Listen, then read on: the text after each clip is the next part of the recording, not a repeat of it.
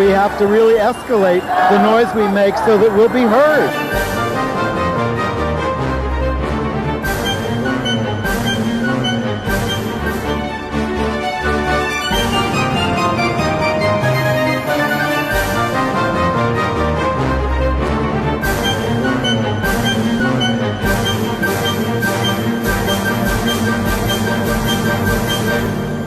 Welcome to Gay USA. I'm Andy Hum. I'm Ann Northrup.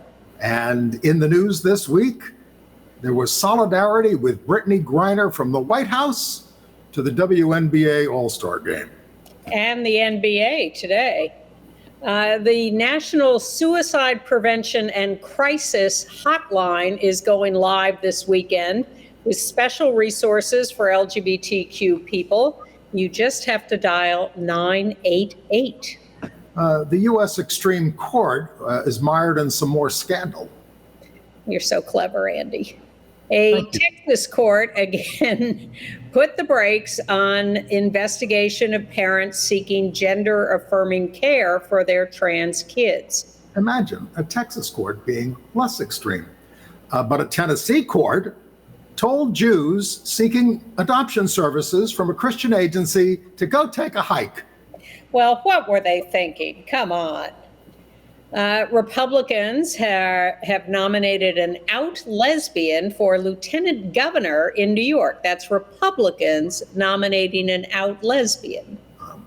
We don't know her, but we're trying to learn about her. Anti-LGBTQ activists vandalized a building site for a Boston residence for LGBTQ seniors that's under construction, threatening to burn it down. You'd think they'd wait till it was built first. A gay scandal, it turns out, was one of the things that brought down the British Prime Minister. It was the straw that broke the camel's back there. Slovenia was ordered to institute marriage equality, a first in Eastern Europe.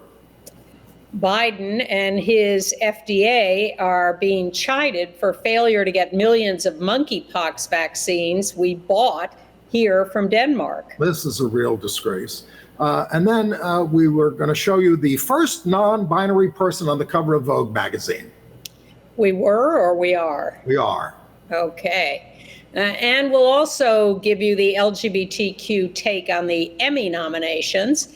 And bring you the sad news, or maybe not, they're still working on it, that the lesbian period drama Gentleman Jack has not been renewed by HBO. Well, we start with Brittney Griner.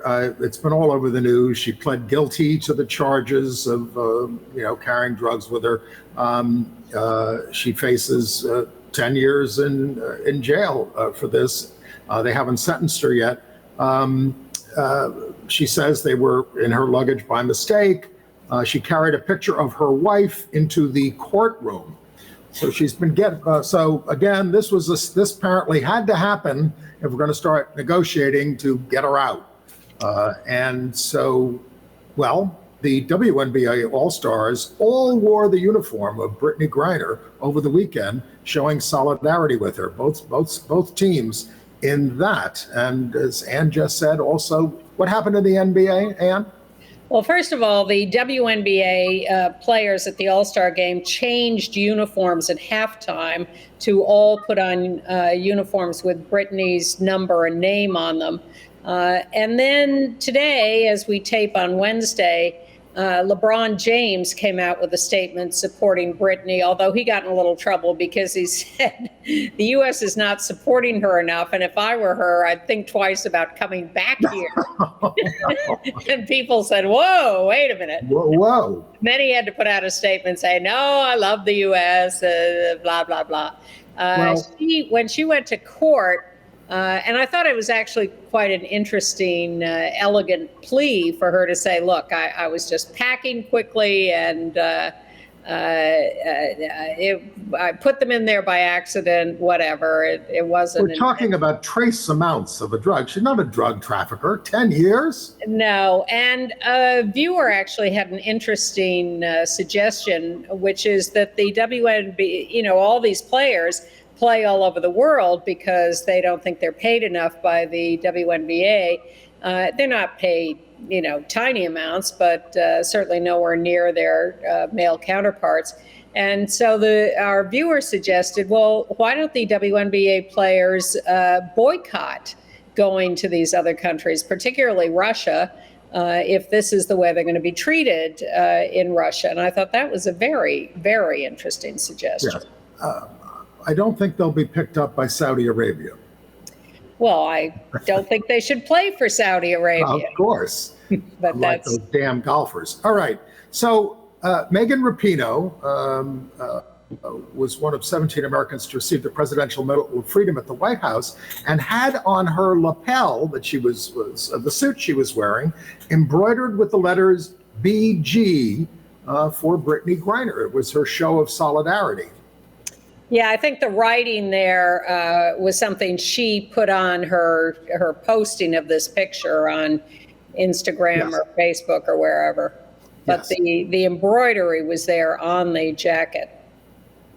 And she did receive the Medal of Freedom along with 17 others. And we just want to show you her getting the medal from President Biden. Megan Rapinoe.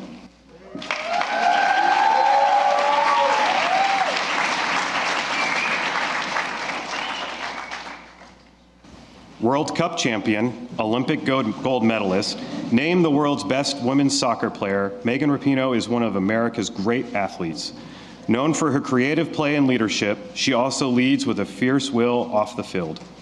A champion protecting the rights of fellow LGBTQI+ Americans. A leader on the U.S. women's soccer national team, perhaps the most dominant of any team in any sport in their successful fight for equal pay. Megan Rapinoe challenges and inspires millions of people who believe in themselves and the possibilities of our nation.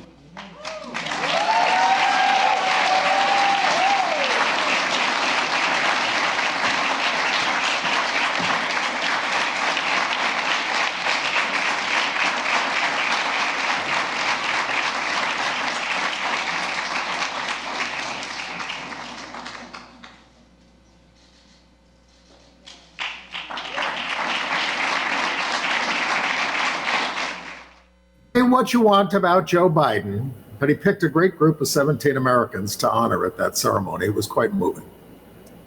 Yeah, it took him a little while to get that fastened on her neck. But I had trouble with some of those things too. Anyway, but, not leaving Joe Biden, he spoke with the wife of Brittney Griner about U.S. efforts to free Brittney from the Russian jail. He also read Sherelle, the letter he wrote to Brittney in response to her plea to him. And in addition to all the support that she's getting in the WNBA,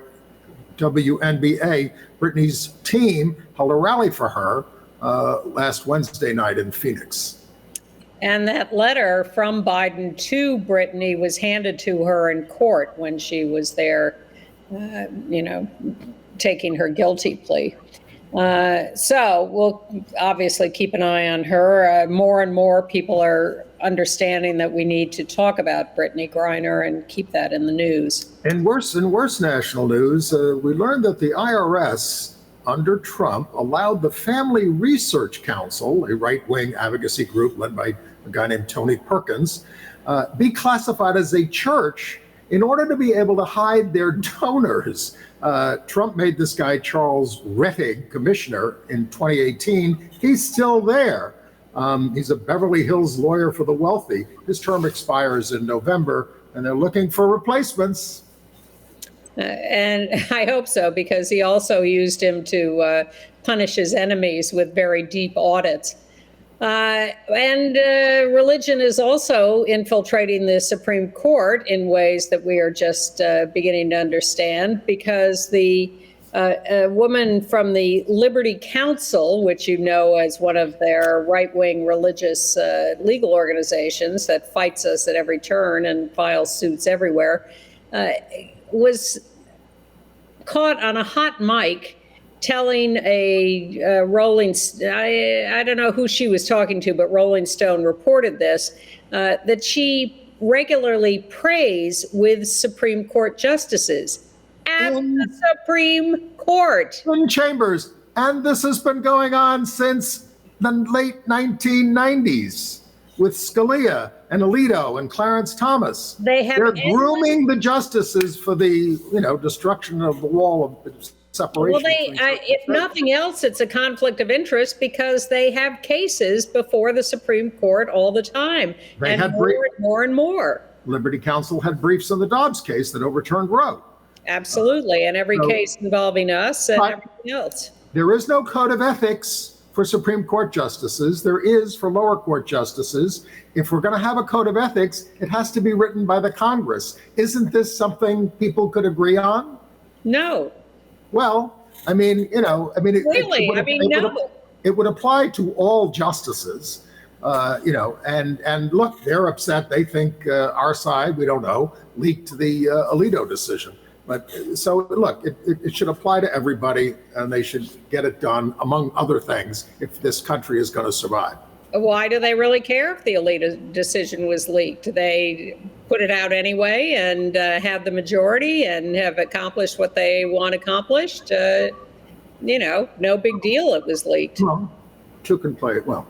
Anyway, you heard that Justice Brett Kavanaugh was being protested outside a steakhouse and left by the back door. So Chasten Buttigieg tweeted, sounds like he just wanted some privacy to make his own dining decisions.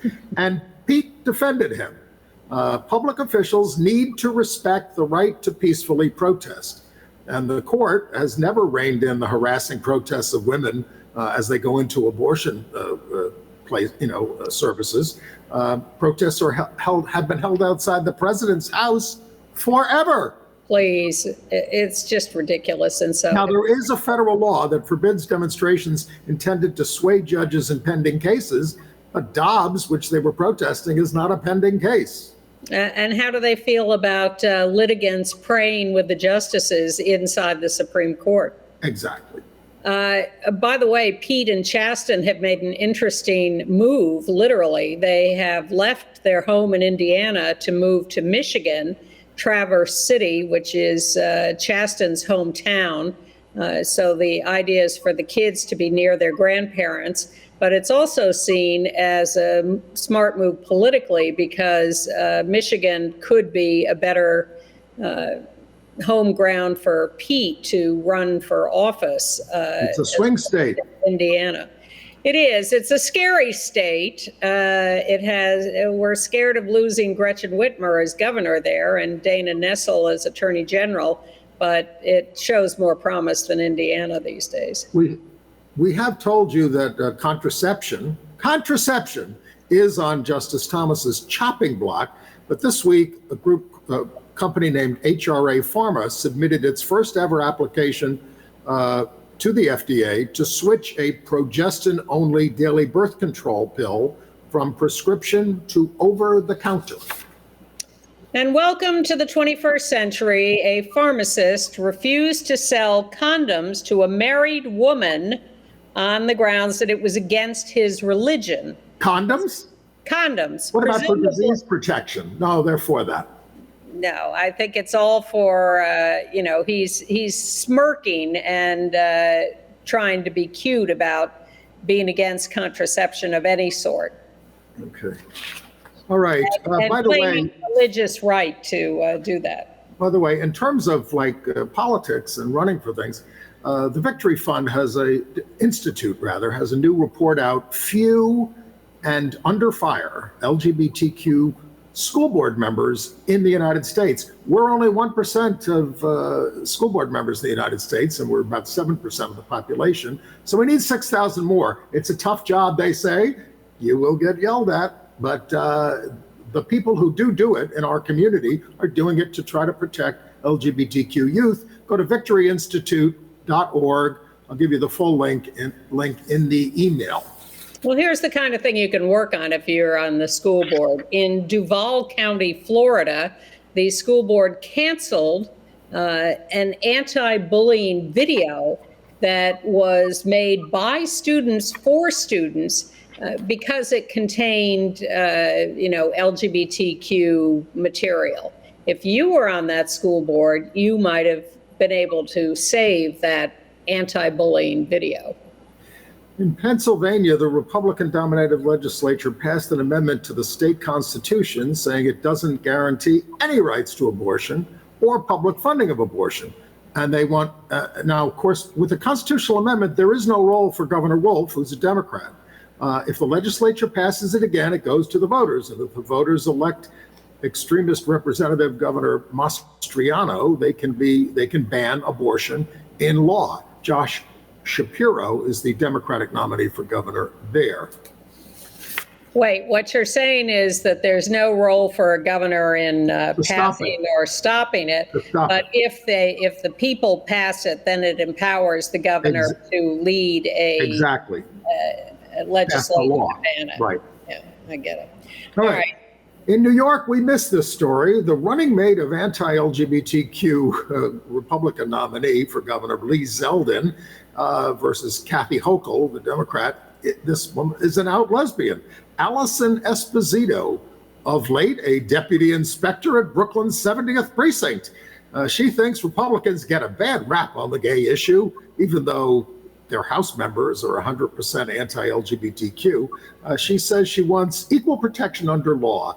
But Zeldin, the guy on the right, has voted against that. Yeah, he voted against marriage equality in New York State when he was part of the legislature here, and has shown no inclination that I know of to be friendly to the LGBTQ community, but sees this as a gimmick to try to win some Democratic votes against Kathy Hochul. Well, you know, it's an off year. Plus a law and order candidate who's a former cop. Right. All right.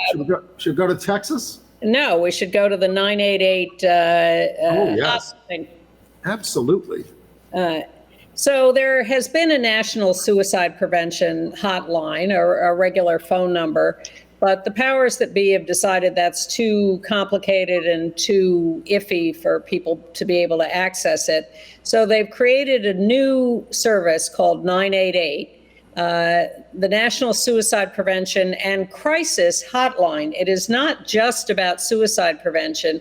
If you are in distress, if you are in crisis, if you need mental health counseling, you can call 988 and be connected with a counselor. Now, this is a sort of decentralized system, even though it's a national number. The services are being provided by various nonprofits around the country. There's a little controversy about whether they've signed up enough counselors yet to take care of the expected call load. The enabling legislation does mandate specialized services for LGBTQ youth, who are 4 times more at risk than their non-gay peers for taking their own lives. $7.2 million was appropriated for LGBTQ-focused organizations to be part of this network of people who are going to aid. And everybody who does the line, whether they're, you know, it's for a gay person, has to be trained on LGBTQ issues. Well, when I first read about this, I thought, wait a minute, what about the Trevor Project and their hotline? How does this relate to that? And they, it turns out, are part of this system. They are going to be one of the referring agencies, or agencies you get. And if you you know, if you care about our mental health, Congress, it would help if the Republican Party would stop assaulting LGBTQ youth with legislation and targeting them. That would help. Well, that could be a good segue to another major story. The Texas court, again, shutting down an investigation of parents with trans kids and forbidding the Texas Department of Protective Services. Family and Protective Services from investigating those parents. It's a temporary restraining order. It's in the case of a particular family, I think. So we keep winning these cases, but we're going to have to win them on a broader basis and get rid of this law or this mandate altogether. And the fact that this was decided by the Texas court has not prevented that great trans youth activist Kai Shapley from now leaving the state. She on the right there, she's 11 years old. She's been testifying to the Texas legislature since she was about 5 in support of herself and other trans kids. That's her brother Caleb in the middle, 9 years old, and he was interviewed for a documentary, and he said, we pray when people are in danger for them to be all okay. We pray for people not to take mom away in this case because she has a trans daughter. CPS wants to take Kai away because she is trans. So the mother heard this interview, right, of her son and said, I can't keep doing this to my kids. The damage has already been done. So Kai set up a garage sale to raise some money. There was a big GoFundMe thing, and they're getting a van and they're a mobile home, I think, and they got a lot of support, and they are heading for the hills. And who can blame them? Right. So good luck to them, and thank you for all the work you've done so far in lobbying for safety for trans kids. And we'll look for more news about them. But meanwhile, this is a good court decision in Texas temporarily. Another mother-daughter story. In Florida, a 13-year-old girl wearing a bi pride flag was arrested by police at a demonstration in Lakeland protesting Florida's restrictive abortion law. So Rain Johnson, 13, called after her, her mother called after Rain that mom is right behind you as the police placed her in a squad car. Let's show you. Lily, just don't resist. Lily, don't resist, honey. It's okay. I got you. What is the state statute? Lily, you're okay, bug. I got you. Mom's right behind you. You're okay. Don't resist. My name's Renew, 7'6". What's their names? Oh, they have to tell you that. All right, hey, guys, breaking the law. Hey, you're okay, bug. Mom's right here. Lily, you're okay. What's your name, sir? What's your name, sir? Why is 6801? Oh, wow. What statute? Literally arrested last week. Don't hit me. That video was posted by Nikki Fried, who was running against Ron DeSantis for governor. And she was saying she got permission from the mother to post it. And she said, I need everyone to see what Ron DeSantis's Florida looks like. 13-year-olds being arrested for protesting for their own freedom. And Rain was taken to jail and questioned without her mother present or a lawyer and charged with, you know, a sound permit violation for using a bullhorn without a permit. Rain, the daughter, was charged under the new anti-protest law for being noisy.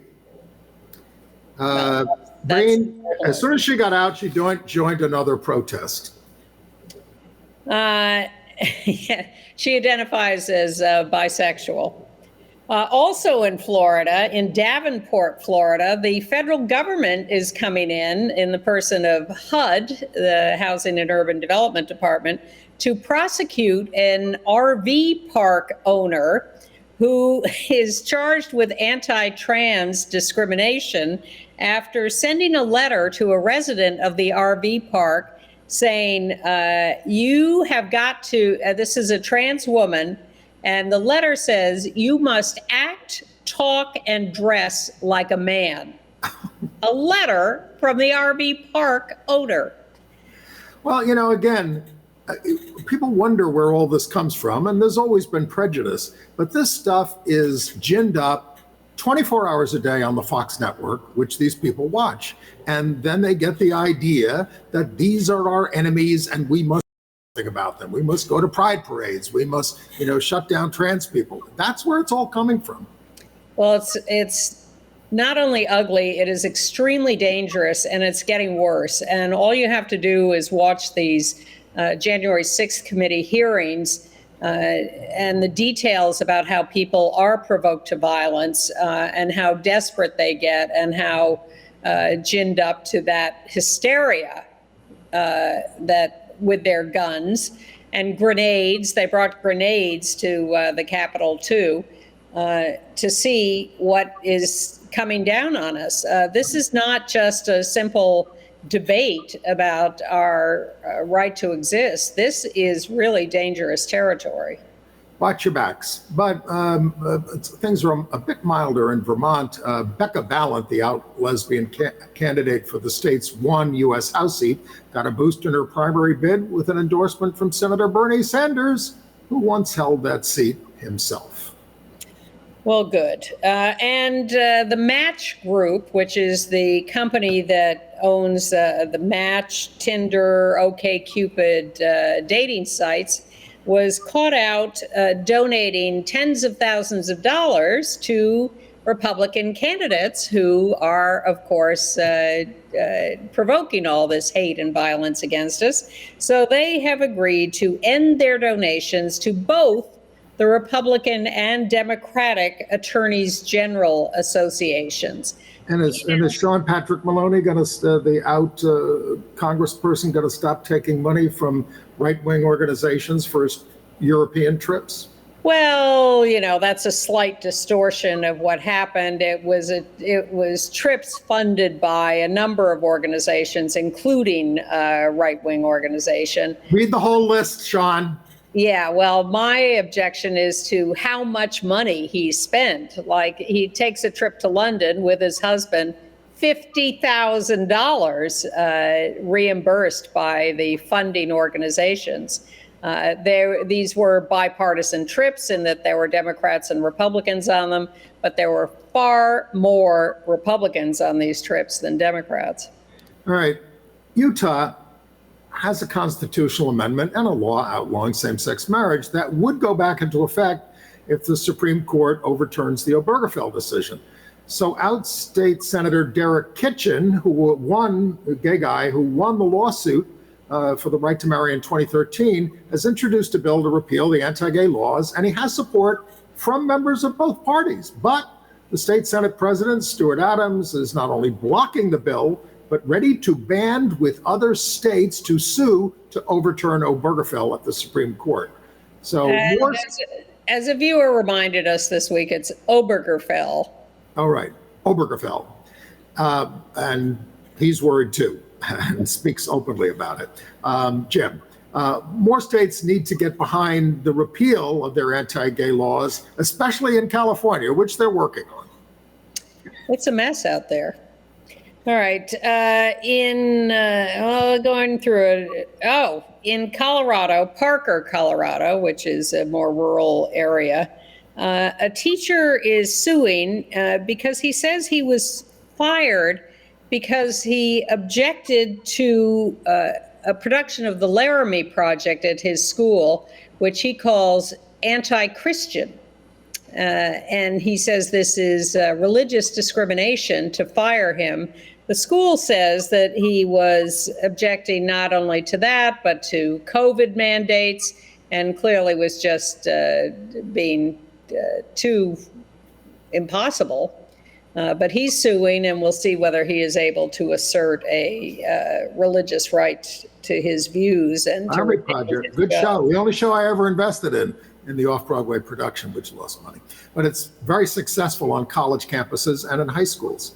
In Tennessee, a court, the three-judge panel ruled against a Jewish couple that were denied adoption services from a taxpayer-funded adoption agency associated with the Methodist Church. No Jews need apply, the court said, citing the law. Court said as long as there's another agency somewhere in the state that you can use to finish your adoption process, you go there, don't impose on the Christians and their faith. And one wonders what the children think of these religious decisions. I don't know why they worship Jesus, who was a Jew. I mean, come on. Well, there's a strange story out of California with a New York angle, too. A male couple is suing a fertility clinic which promised them a male child born to a surrogate. But the child turned out to be a girl, and they're angry about this. and suing the clinic. This is similar to a case in New York a couple of years ago where a lesbian couple wanted a female child and was promised it by a fertility clinic they worked with, and their child turned out to be male. And so they complained about that. I'm not sure whether they sue. I think they did. Fertility clinics are also on the chopping block at the Supreme Court. Well, it's just really ugly when people, it's, yes, I understand you made some kind of contract, but really you're going to sue when you don't get the gender of the child you want? Come on. Yeah. If you're that upset, give the child up for adoption and try again. I'm upset with Arizona. They got a new law that you can't film police unless you're at or least... adopt a child. In Arizona, new law, you can't film police unless you are at least 8 feet away or you are the one being questioned by the police. That ought to make the police abuse easier. The law violates the First Amendment, but the only one the extreme court cares about is the Second Amendment. Don't you think you get a better view in the camera if you're 8 feet away? You can capture the whole scene. Depends. It depends. Sometimes you want to get sound. Oh, yes. If it's interfering with getting sound, I'm with you. Let's see, where are we? In New York, an MTA, Metropolitan Transportation Association dispatcher, subway dispatcher, Catherine Gonzalez, 53 years old, out lesbian, has been severely harassed about her desire to use the bathroom. She is suing because she says that her supervisor was so horrible to her in denying her access to the women's restroom that she ended up holding her need to pee and developed kidney stones. Her boss, Mervyn Riovan, spit on her at the height of the pandemic when she was promoted from a bus driver to a dispatcher, made so many snide remarks to her. She finally got a transfer, and they transferred him with her to continue to harass her. It's just unbelievable. Made my life a living hell, she said. I would think so. In Wisconsin, the Supreme Court has decided there, the Wisconsin Supreme Court, that trans students don't have to be outed to their parents. The plaintiffs in the so their parent or right-wing plaintiffs who brought this case saying schools should have to out trans kids to their parents. Kids should not be allowed to choose their names or gender identity at schools without their parents being notified. They can't be private about it. And the court said, no, that's no good. The kids have rights.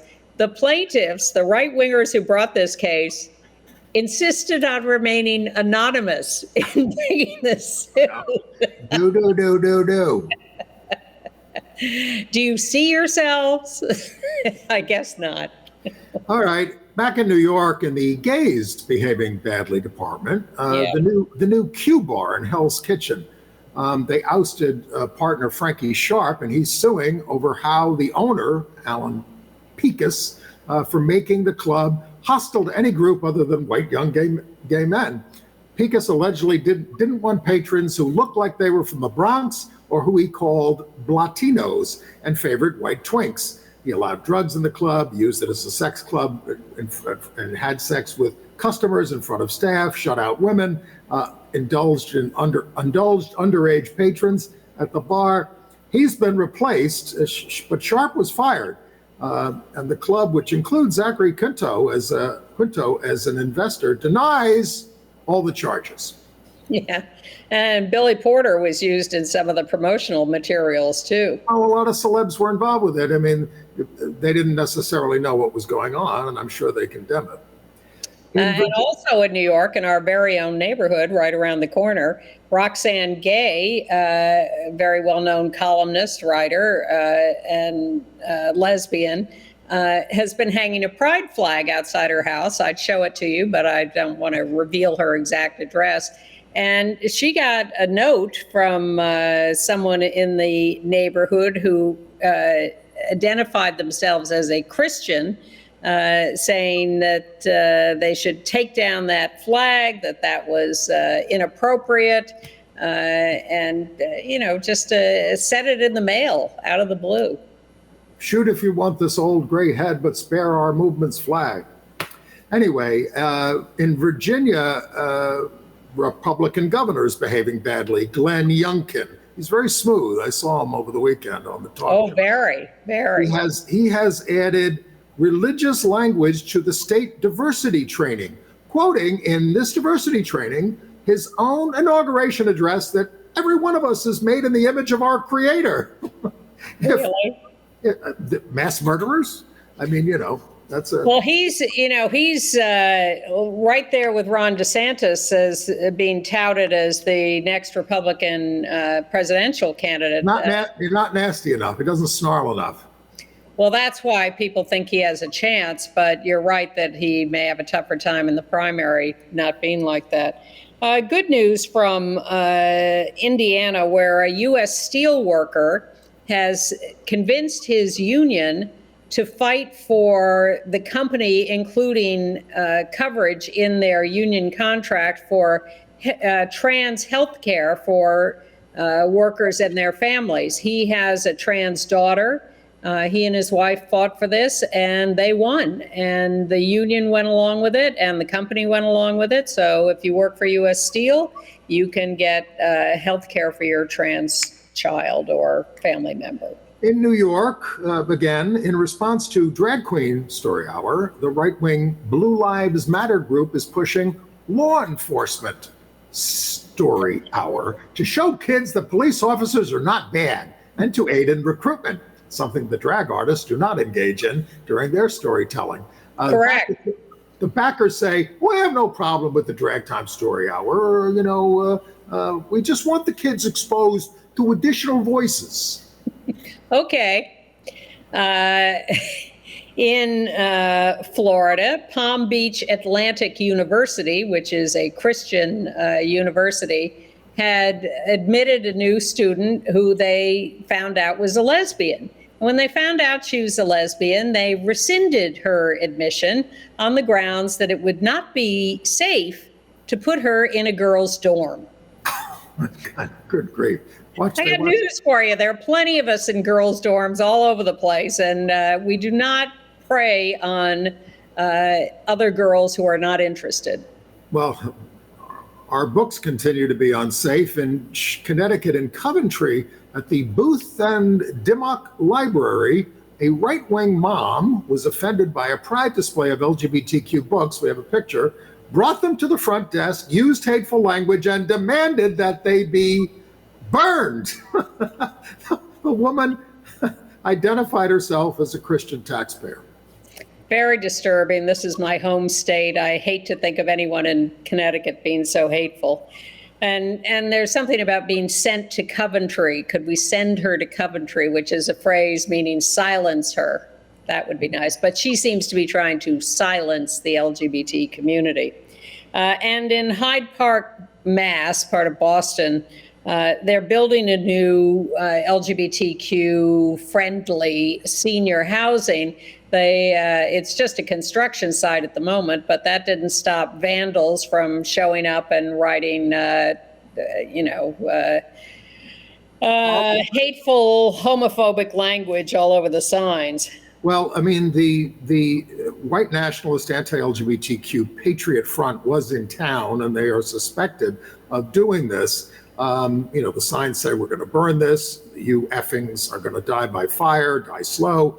The director of the group, Pride, P-R-Y-D-E, which is the name of the residence, said support from the local people has been good. There are going to be 74 units of mixed income housing to open in 2023.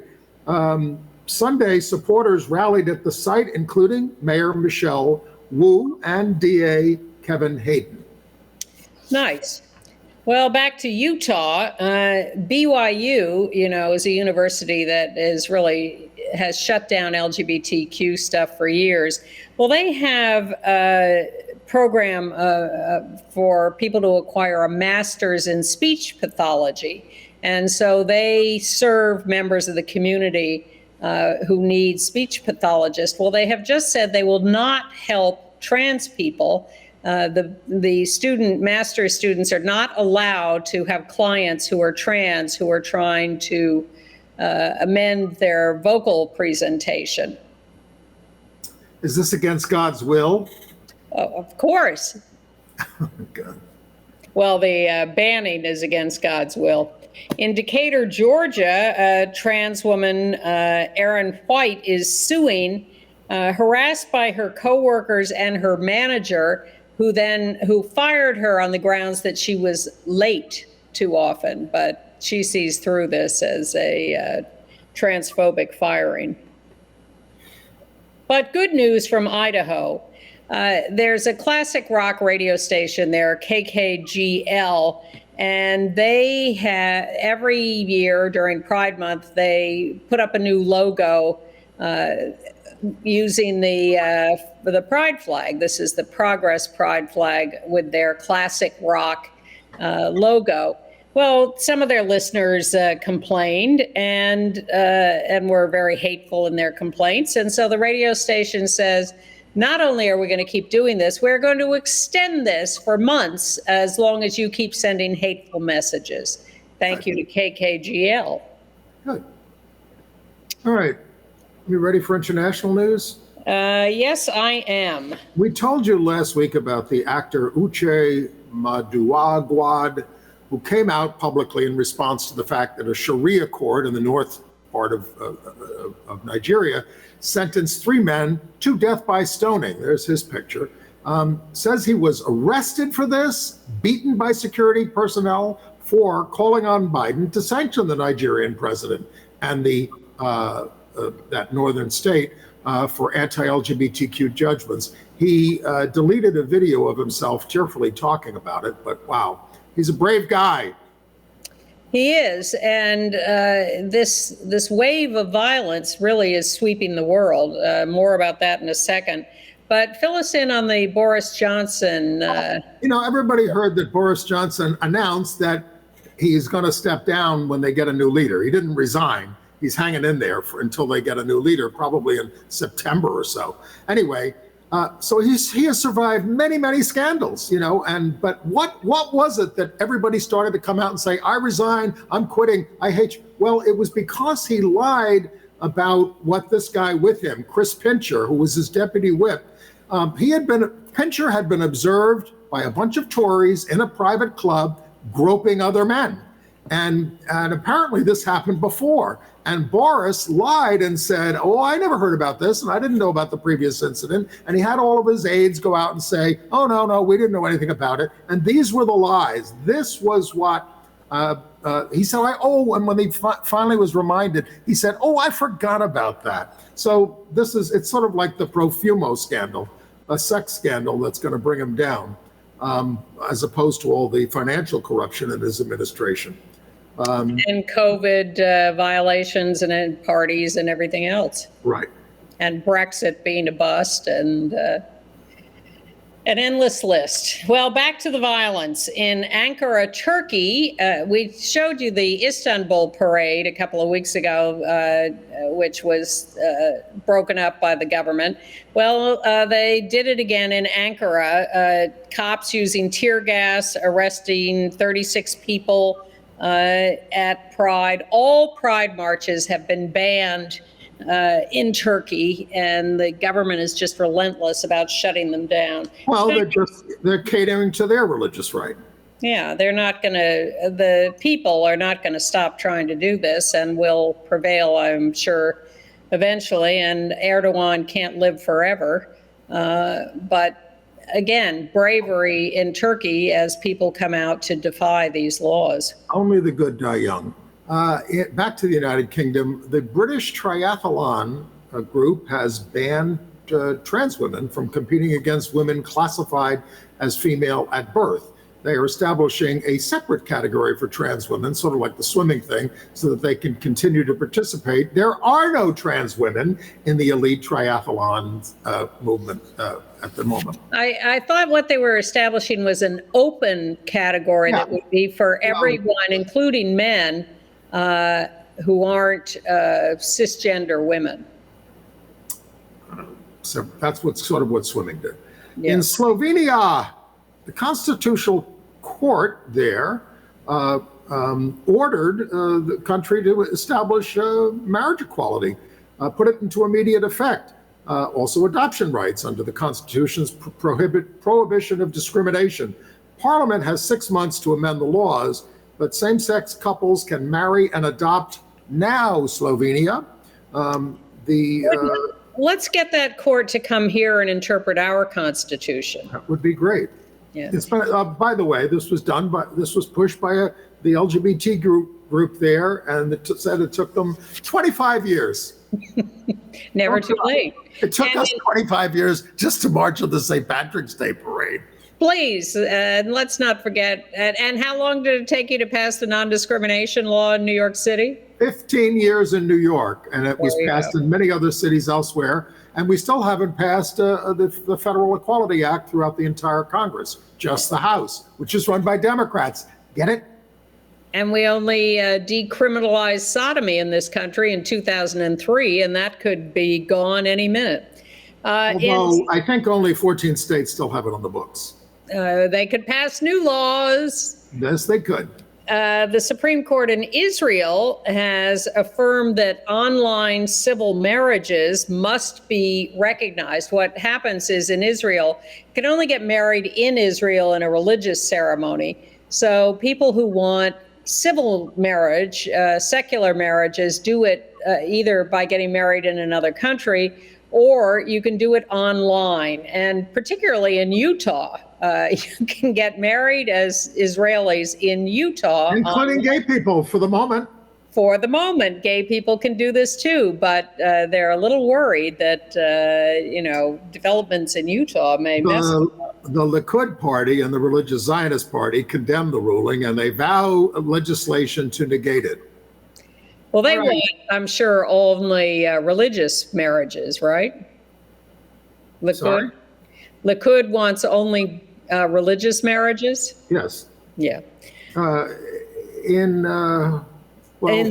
Zambia, a cisgender woman was barred from the Africa Cup of Nations tournament, I think as a runner.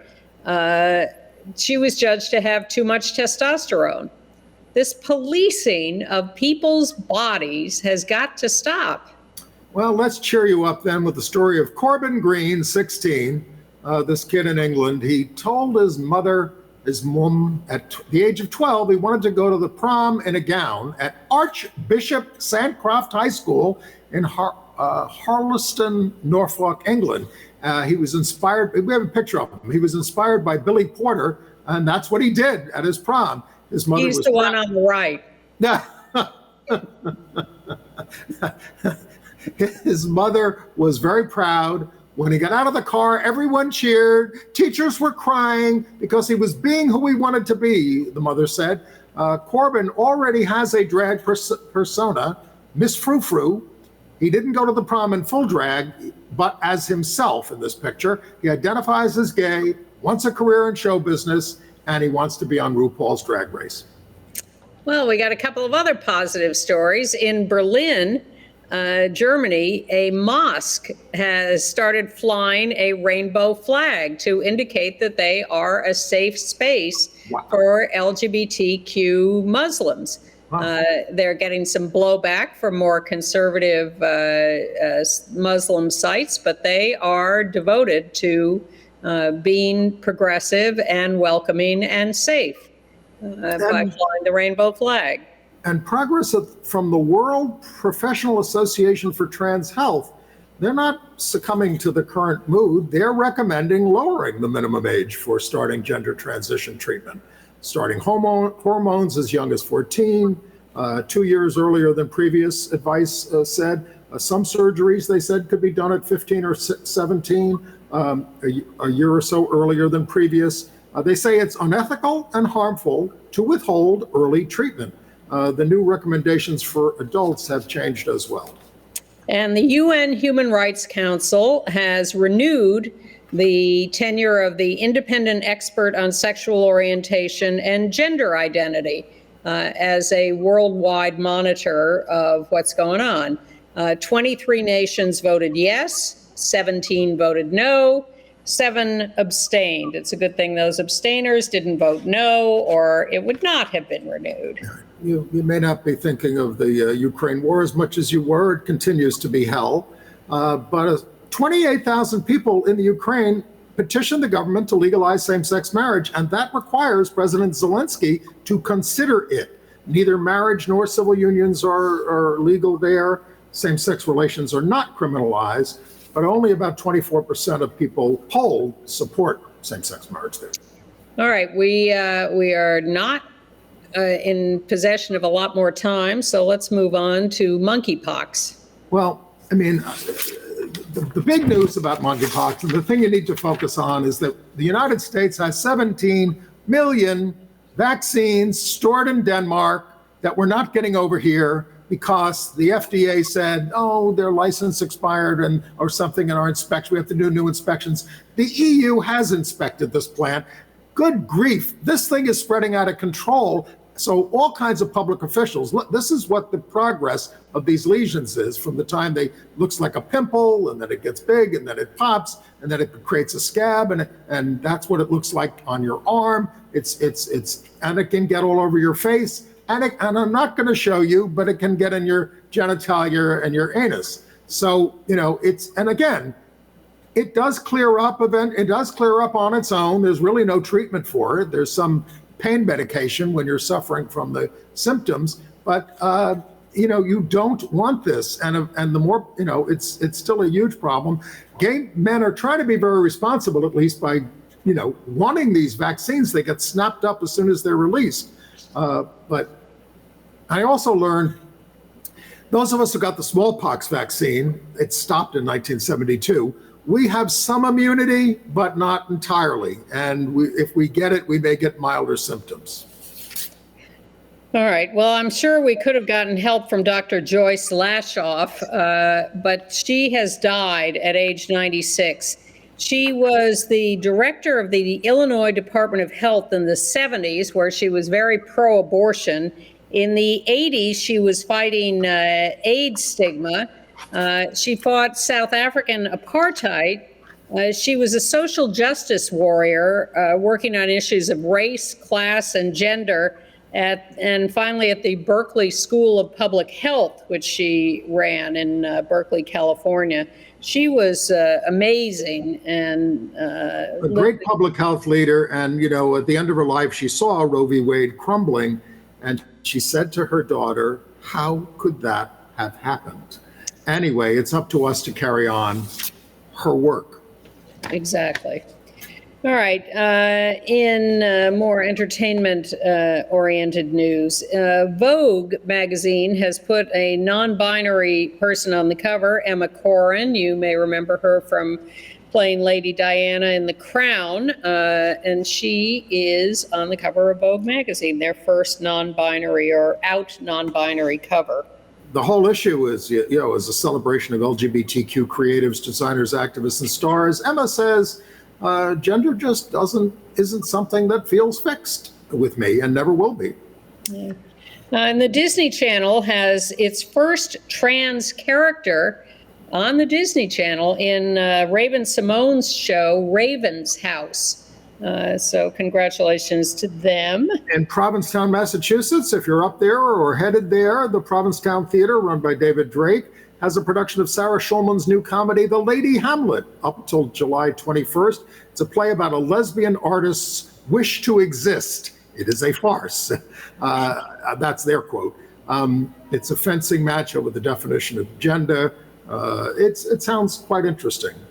And if you're on Fire Island this weekend, on Sunday at 1 p.m. at the Cherry Grove Community Arts Center, they will be screening the movie we've been recommending to you, Esther Newton Made Me Gay, a documentary about the great theorist. and Esther will be there. Brazilian actor Johnny Massaro has come out, and that's him on the left there. He has come out in conjunction with his new film, The First Fallen, about the early years of AIDS in Brazil. He's pictured with his childhood friend and now boyfriend, law professor and poet, João Pedro Ascioli. The film is at Outfest in Los Angeles, July 17th, and streaming online, July 18th through 20th. Go to outfestla2022.org. He's known for his TV roles, and he came out because he was playing this big gay role, and he couldn't talk about it without being out, he said. And Outfest is also going to screen a preview of the Amazon series A League of One's Own. But HBO will not be showing Gentleman Jack anymore. After 2 seasons, they have decided not to renew it. This is particularly upsetting people in the UK, which is, of course, the home of the story. And there is great furor there about getting a British channel to finance a 3rd season. Should we do the Emmy nominations? Yeah. PBS is running a British show called Antiques Road Trip, which includes an episode where they visit Anne Lister's estate, now a museum. Yeah, okay. Emmy nominations. Well, the most upsetting one is that Dave Chappelle has been nominated for his special, The Closer, which is notoriously transphobic, but Gerard Carmichael was not nominated for Rothaniel, which has been praised to the skies and which we loved. And Gerard is interviewed in the New York Times Magazine this weekend, a very interesting and deep profile of him. He did get a nomination for being a guest actor in a comedy series on Saturday Night Live. But some of the other out lesbian, gay, LGBT, Kate McKinnon, Saturday Night, Sarah Paulson, and Impeachment, Murray Bartlett, White Lotus, of course, RuPaul's Drag Race, Nathan Lane, Coleman Domingo, Jane Lynch, all got nominations. We'll see if Queer Eye, Randy Rainbow, Bowen Yang, Hannah Einbinder from Hacks, and Jodie Comer and Sandra Oh were nominated, both of them, for their very, very lesbo-erotic turn on Killing Eve. And the Leslie Gore Archive is now available at the New York Public Library for the Performing Arts. It's all of her stuff from her entire life, including an unfinished memoir. Her surviving partner her late partner of 30 years, Lois Sasson, worked with the family on putting it together. Leslie died of cancer in 2015, Sasson of COVID in 2020. I'm free and I love to be free, Leslie sang, and her archive is free to view. You don't own me. Really, it's my party, yes, but you don't own me. It's really the iconic and lasting message from Leslie Gore. And did you see Showtime is turning Fellow Travelers about gays in the McCarthy era into a series? That's going to happen with Matt Bomer and Jonathan Bailey. We're hot. And we will see you next week. Bye.